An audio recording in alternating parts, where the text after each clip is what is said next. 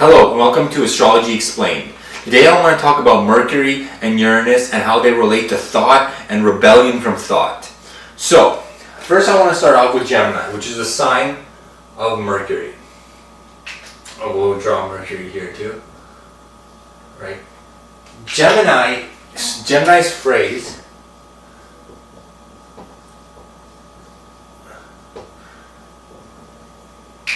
is I think. Right?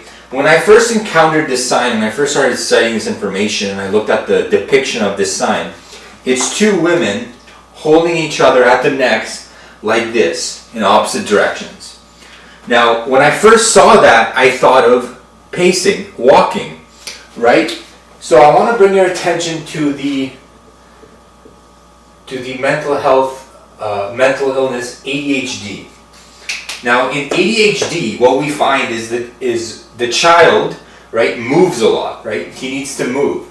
And before, we used to think that ADHD was found only in young boys. We now know it is also found in young girls. But if you look at the statistics, it's still more found prominently in men. Now, I want to break down why that is, right?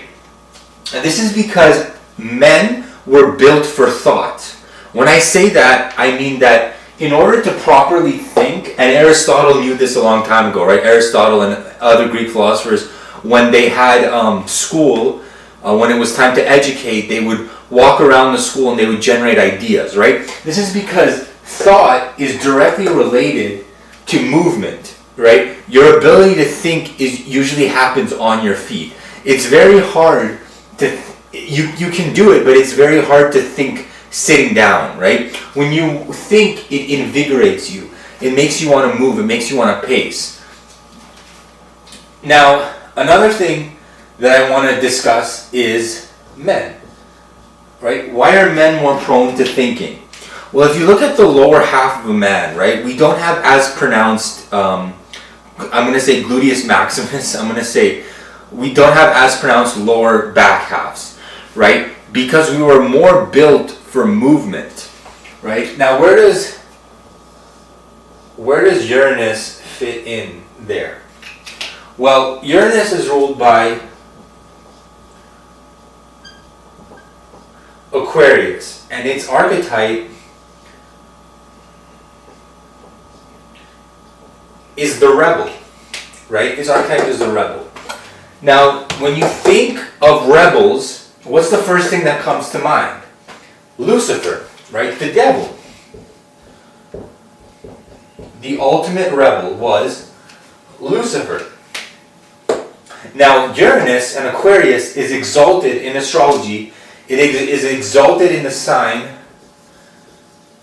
Scorpio, which one of its traits is sexuality, right? Is sex, right? It's a very obsessive sexual sign.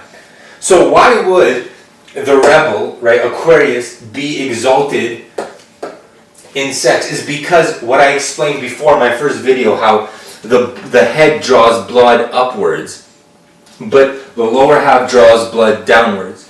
So essentially what the story of Lucifer is saying is, right, Gemini was at the top of the zodiac, right? It's at the very top.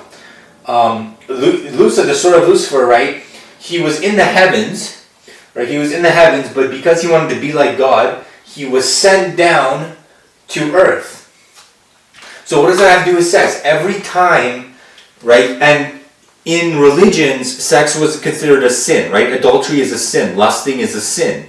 Why is that? Because every time that sexual reproduction happens, it's repeating the story of Lucifer, right? So you have the Most High, right, which is your head, your thoughts, right? God is your thoughts. He's known as, right, the Lord, the King of the heavens, right? And every time that you participate in sexual reproduction, essentially you are repeating the story of Lucifer, right? You start off at the top and you fall to the bottom, right? Hell, right? Hell is at the bottom, right? And hell is ruled by Sagittarius, which we'll talk about more in another video. But that's basically what I wanted to say for this video. Gemini was at the top, right? Our thoughts, right? We need to move to think. Men are more prone to thinking. and Uranus, which is the rebel, right? Lucifer, right? Every time you have sex, right, you're repeating the story of Lucifer. So again, it's just stories. You just got to break them down, and I think that'll be it for right now.